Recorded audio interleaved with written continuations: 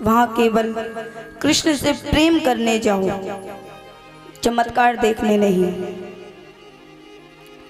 एक श्याम प्रेमी गया, क्योंकि घाटों में चमत्कार होते हैं। श्याम प्रेमी गया भैया, वृंदावन में आया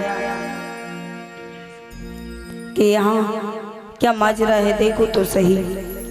परंतु जैसे ही ब्रज गलियों में आता है, कृष्ण की लीलाओं को श्रवण करता है,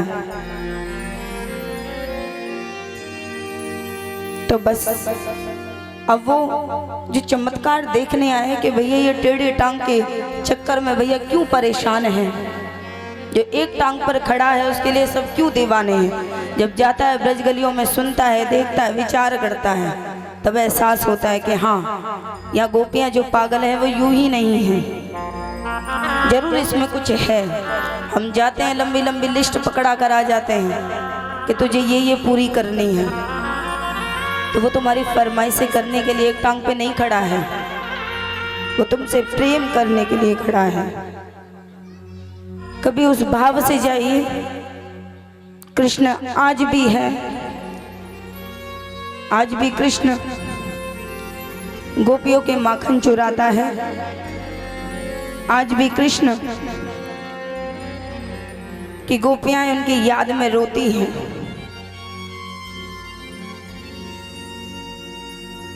अगर कृष्ण को खोजने जाओगे तो कृष्ण अवश्य मिलेगा, और यूं ही उसके दर्शन करने जाओगे, वहां सिर्फ लस्सी पीने जाओगे तो कृष्ण नहीं मिलेगा। भैया कोई खाने वाला शौकीन हो तो वो ये पूछता है वृंदावन का सबसे प्रसिद्ध भोजन क्या है, भैया वो ले आओ। ठाकुर जी के दर्शन हो गए। 5 घंटे का सफर तय कर 5 मिनट ठाकुर जी को देते हैं, 10 मिनट सेल्फी लेने में खड़े हो जाते हैं। अच्छा सच सच बताना, प्रांगण में बैठे हो ठाकुर जी के, कौन कौन वृंदावन जाता है और प्रयास करता है कि मंदिर में एक बार फोटो ले लूं अपनी और स्टेटस पे लगा दूं कि आज हम वृंदावन में हैं, आज हम ब्रज गलियों में हैं। ईमानदारी से बताइए कि कौन फोटो लेता है। 5 घंटे का सफर तय कर 5 मिनट ठाकुर जी को देकर 15 मिनट के लिए आप ब्रज में रुके हैं, जिसमें 5 मिनट ठाकुर जी को दे पा रहे या नहीं दे पा रहे, क्योंकि धक्का लग के तुम चले गए आगे। और मात्र सिर्फ 10 मिनट आपने पूरा सेल्फी में लगा दिया, वीडियो कॉलिंग पे लगा दिया कि देख देख ये ठाकुर जी, देख देख। भैया तू तो देख ले पहले, वो तो देख ही लेंगे, दोबारा में ले आइयो उन्हें। पर नहीं, आप बड़े प्रेम से भाव से जाएंगे। अगर मीरा जैसा भाव रखोगे, सबरी जैसा भाव रखोगे, तो कलयुग में ही आपको कृष्ण मिल जाएंगे। ये अनुभव है हमारा। एक सुप्रीम कोर्ट की लॉयर हैं, अधिवक्ता हैं, 50 वर्ष की उम्र है उनकी। इतना बढ़िया वकालत करती हैं वो, इतना बढ़िया कि उनसे सीखने के लिए लोग अग्रसर रहते हैं। परंतु ना जाने एक बार कौन उन्हें ब्रज ले गया, कौन वृंदावन ले गया। जब से कृष्ण को देखा तब से कृष्ण की हो गई कौन सी वकालत। जो एक नंबर भाई वकालत करते थे, उनके सामने खड़े हो पाना आसान नहीं था। आज ब्रज में कृष्ण का रूप बनाकर घूमती हैं, एक बार दर्शन करने गई हैं बस। मुकुट लगा लिया है माथे पर, बांसुरी लेकर पूरी ब्रज गलियों में घूम रही हैं। तो ये मत सोचना कि अनपढ़ों का काम है। भैया मैं दूसरी क्लास में पढ़ रही हूँ, तो मेरा हो सकता है कार्य कि मैं कृष्ण को याद करूं, पर पढ़े लिखे भी कृष्ण की याद में पागल होते हैं। तो ये मत सोचना कि ये चमत्कार का विषय है। कृष्ण को आजमाओ मत, कृष्ण से प्रेम करो, वो आज भी तुम्हें अनुभव देगा, प्रेम देगा। मेरा लक्ष्य, मेरा प्रयास ये नहीं है कि कथा करो चल दो भैया। मेरा प्रयास ये है कि जो भक्ति हमारे अंदर से मर गई है, हमारा जो धर्म लोगों के अंदर से खत्म हो गया है, सनातन धर्म जो धीरे धीरे जो इतना विख्यात है अपने आप में, जो लुप्त हो रहा है, वो जानने का प्रयास करो कि क्या हुआ है हमारे धर्म में, क्यों गोपियां पागल हैं इस टेढ़ी टांग वाड़े के पीछे। क्या क्या चमत्कार हमारे सनातन धर्म में हुए हैं वो जानने का प्रयास करो। आप जानोगे तो आपके बालक जानेंगे।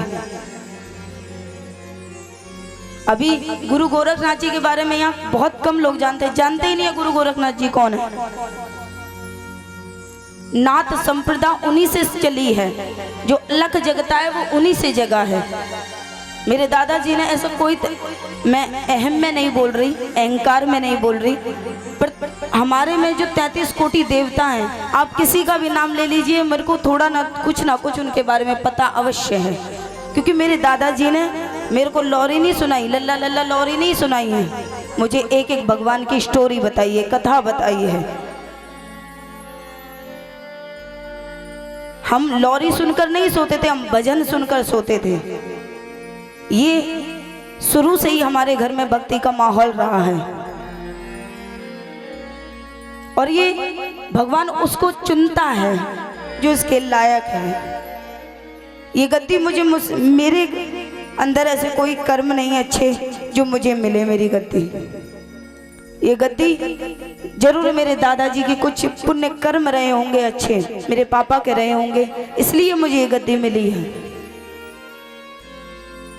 वरना आप तो देख ही रहे होंगे मेरी बहुत छोटी आयु है, अनुभव भी आप लोगों से बहुत कम है मेरा, पर फिर भी जिसको वो चुन लेता है फिर उसे कोई नहीं रोकता।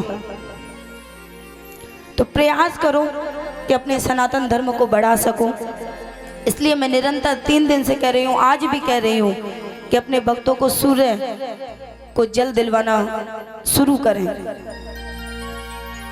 सूर्य भगवान को जल देंगे तो उनका तेज बढ़ेगा, बुद्धि बढ़ेगी, पढ़ा हुआ जल्दी याद होगा। मस्तक पर तिलक लगवाएं, ललाट पर। यहाँ सरस्वती मैया विराजमान होती हैं, यहाँ सरस्वती मैया विराजमान होती है। यहाँ पर गणेश जी महाराज जो बुद्धि खोल देंगे हमारी। शिव जी के देखा है तीसरा नेत्र होता है यहाँ पर, उनका दिखता है, हमारा दिखता नहीं, क्योंकि उन्होंने तप किया है, जप किया है, हमारा भी है। तो उसका पूजन किया करो, आप भी लगाया करो। आप लगाएंगे तभी तो बालक लगाएंगे। यहाँ देखो किसी के तिलक नहीं लगा, तो आप ऐसा करोगे तभी बालक भी करेंगे। प्रयास किया करो। और हनुमान चालीसा पूरी नहीं पढ़ पा रहा बच्चा तो थोड़ी सी लाइन, छोटी सी, कि बल बुद्धि विद्या देहु मोहे, बस बल बुद्धि विद्या देहु मोहे, बल बुद्धि विद्या। जो हनी सिंह के गाने गाता रहता है ना, इससे तो बहुत अच्छी बात है कि ये रटता रहेगा। और वो हरियाणा में मैं गई थी कथा करने के लिए, तो वहाँ सपना चौधरी छाई हुई है भैया। इन सब उनको साइड में रख दो, राधिका रानी और कृष्ण सिर्फ इनको अंतर मन में विराजो। उनको उनके भजन गाने से चरित्र का नष्ट हो जाएगा तुम्हारा, पर इनके भजन गाने से तुम चरित्रवान बन जाओगे। और आप खुद भी, माताएं भी, ये भी कम। वो अभी कौन सी वीडियो चली थी मेरे को तो ध्यान भी नहीं है, कोई ऐप निकला था भैया, उस पे इतने वीडियो बनाओ, छोड़ो। हाँ टिकटॉक भैया जानते, टिकटॉक, उस पे पागल है गए, आधे से ज्यादा जमाना पागल है वहाँ पे। नहीं वीडियो बनाओ पर उस पे कृष्ण के भजन चला लो, कृष्ण वाले पे वीडियो बना लो, तो भैया फोन तो तोड़ के भग नहीं जाएगा कोई। तुम्हें ऐसा भी नहीं है कोई लाइक ना करे, करेगा भैया, अवश्य करेगा।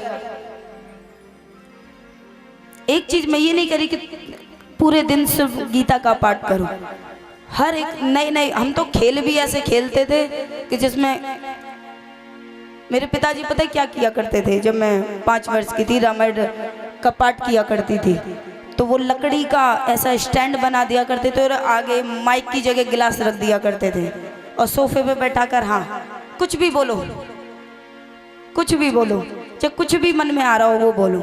तो मैं संकीर्तन किया करती थी, खेल भी हमारा यही था। तो जीवन में प्रयास किया करूं कि बच्चों पर नजर रहे। ये भगवान तुम्हें ड्यूटी देता है, वो तो पिता, परम पिता परमेश्वर है, आपको पिता दे बनाता है, आपको माता बनाता है, तो सबसे बड़ी ड्यूटी दे रखी है आपको।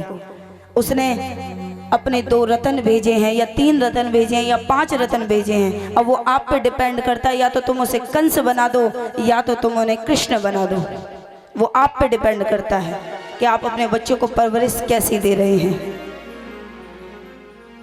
और बच्चे को हमेशा बचपन में सुधारो, बचपन में नहीं। आइए कथा की ओर चलते हैं। आगे सुखदेव जी महाराज सूर्यवंश का वर्णन करते हैं।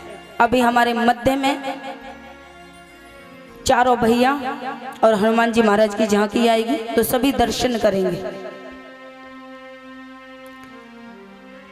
आगे सुखदेव जी महाराज बताते हैं राजा परीक्षित जी को कि सूर्यवंश का वर्णन किया है।